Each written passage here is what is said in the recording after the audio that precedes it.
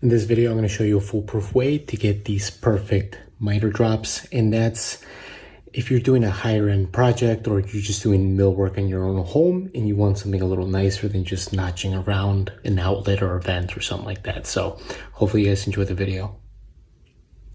So whether you're notching or just miter dropping, which is what I'm going to show you, you just need two numbers. My height, which is 6 1/4, wrote it down there, and then a number from either the right or the left. In this instance, it's from the right to the center of the outlet, which is 83 3/8. Next, we're just going to set up the table saw to cut off this base cap off of this scrap. So let's get to that.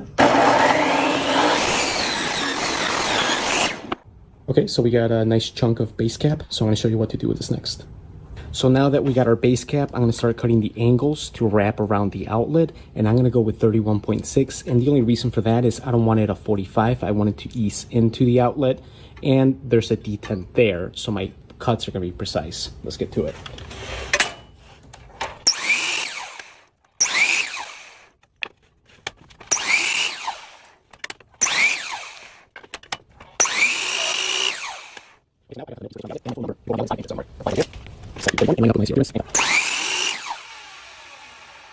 So there you go. And it's going to wrap around the outlet just like this. Now, since these are really small joints, we can 2p10 them, and they're not going to be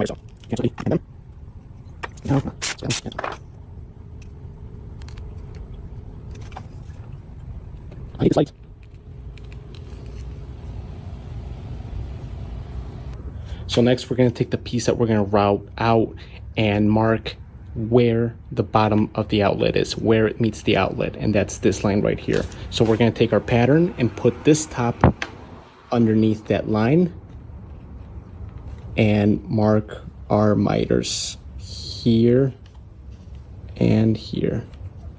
Next, I'm going to set my saw at that 31, line up my mark with my zero clearance, and this piece on the back is just for stabilization because it's a very small piece. So I'm going to go ahead and cut.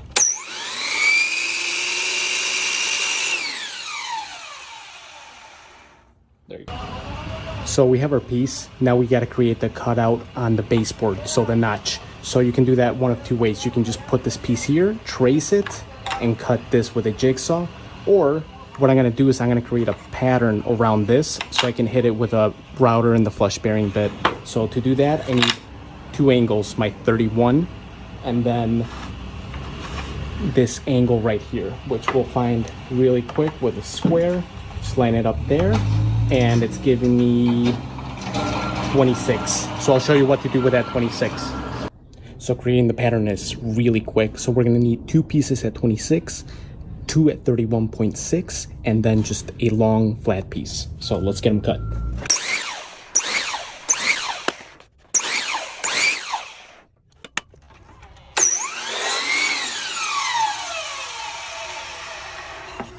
So we have our flat piece, two 31s, and then two 26.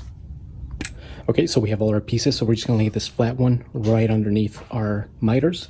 The 26s go here on the side, like this, and then the 31s go right there.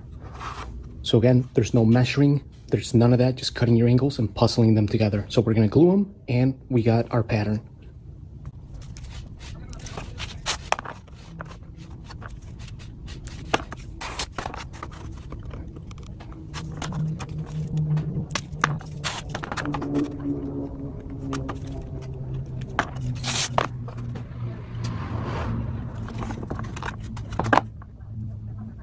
So we got our pattern. It's a really snug fit.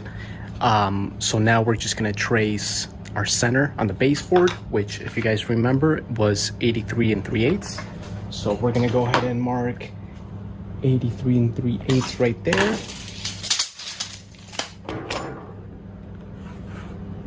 Make a line and just line up the center of our jig with it and make sure that the top is flush, and we can glue it to the back, and I'll show you the next step.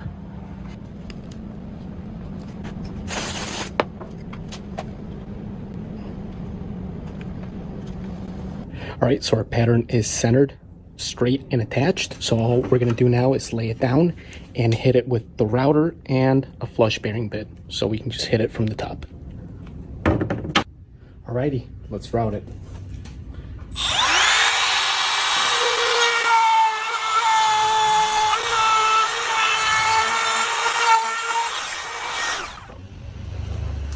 There you guys go.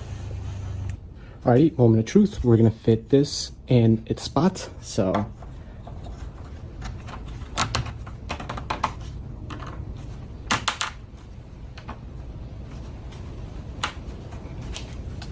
there you guys go. So this little lip that you see is the same lip on the profile, and we're just gonna throw some miter clamps here to tighten up these miters. But